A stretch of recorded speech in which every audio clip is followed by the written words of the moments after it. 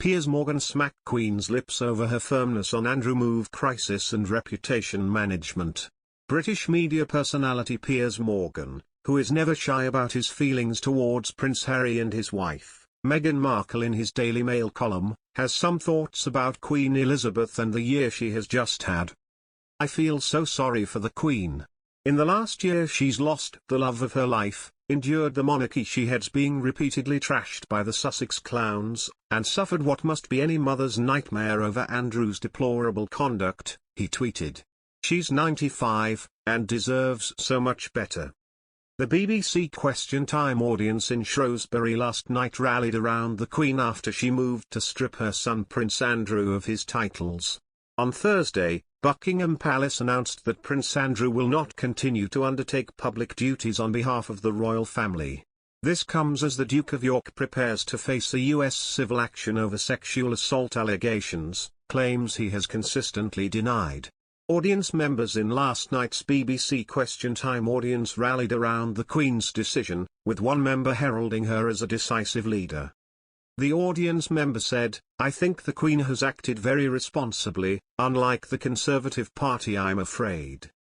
I think what we're seeing here is actually a decisive leader. A leader that is loved across the world. This is the sort of thing we expect from our political leaders."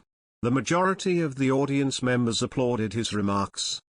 Question Time panelist and GB News presenter Isabel Oakeshott also praised the Queen for acting impeccably in the matter. She said, "I think the good news is that I don't think the Queen is damaged by this at all. I think she stands above it all." However, Liberal Democrat MP Daisy Cooper said the allegations against Prince Andrew have damaged the reputation of the monarchy. She said, "This is about crisis management and reputation management." A statement issued by Buckingham Palace on Thursday read, "With the Queen's approval and agreement, the Duke of York's military affiliations and royal patronages have been returned to the Queen. The Duke of York will continue not to undertake any public duties and is defending this case as a private citizen. Virginia Gifford has alleged Prince Andrew sexually assaulted her when she was a teenager. Prince Andrew has vehemently denied the accusations.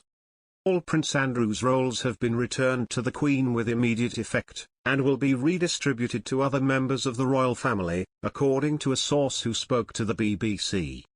Earlier this week, a letter, released by anti-monarchy campaign group Republic, was signed by more than 150 Royal Navy, RAF and Army veterans asking the Queen to strip Prince Andrew of his 8 British military titles. Queen Elizabeth has indeed had quite the past 2 years. Thanks to the coronavirus and her age, she spent a great deal of time isolated and not making public appearances. In addition, in the fall of 2021, her health began to fail, with the Queen spending the night in the hospital for tests and then being forced to cancel 2 international trips, one to Northern Ireland and another to the COP26 climate summit in Scotland, via CBS News. That doesn't even begin to cover her personal loss. Her husband of more than 70 years, Prince Philip, died last March. Queen Elizabeth has indeed had quite the past 2 years. Thanks to the coronavirus and her age, she spent a great deal of time isolated and not making public appearances.